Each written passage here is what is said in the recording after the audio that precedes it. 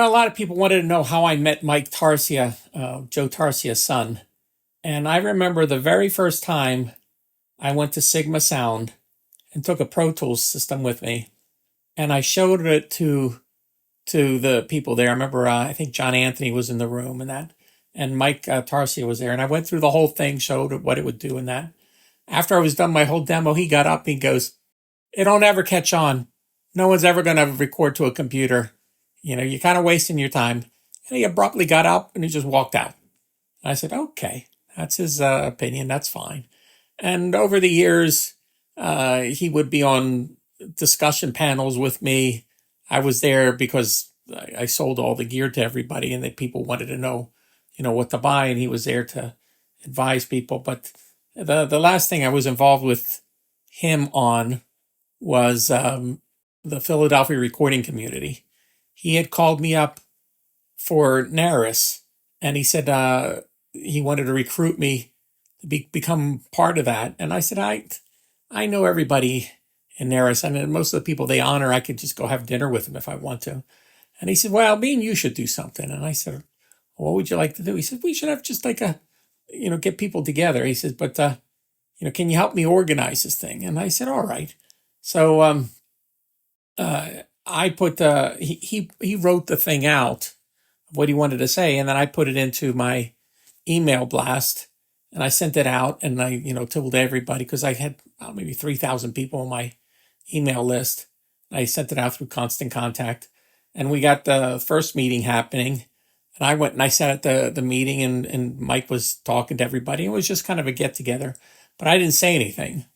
And Mike came up to me after. He said, "Why aren't you saying anything?" I said, "Because I don't want people thinking I'm trying to just sell them gear. I'm trying to, just help with this."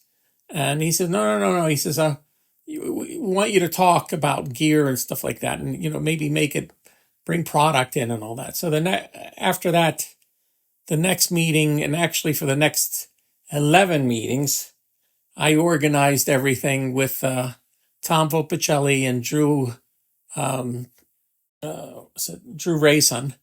And we would put things together. Mike would come and speak his piece, and then we would present.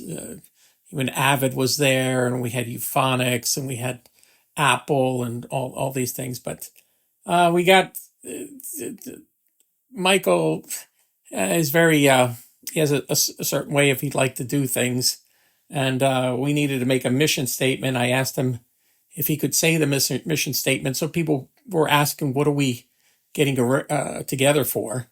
And he didn't want to say it. And then I said, "Well, what would be good to expand this thing is if we got studio owners to kind of conduct the meeting rather than have Mike do the meetings every time."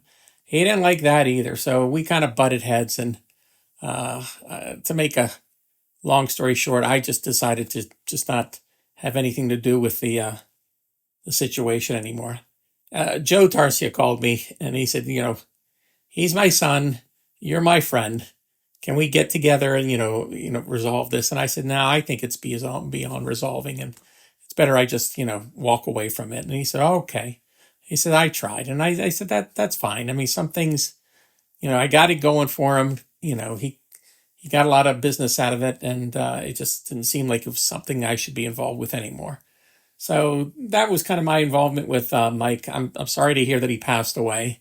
He was an acquired taste. He had his own opinions. Very smart guy.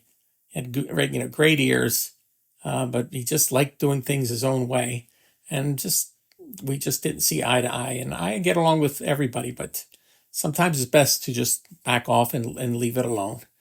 So that was my Mike Tarsa thing. I have to say that Mike really loved his father, and his father really loved him.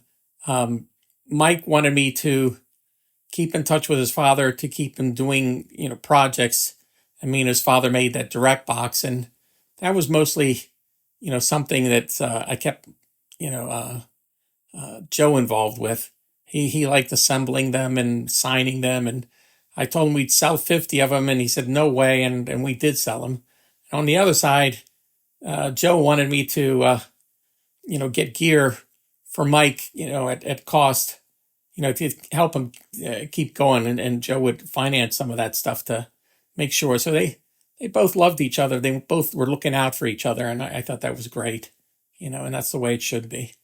So there's my Mike Tarsia story.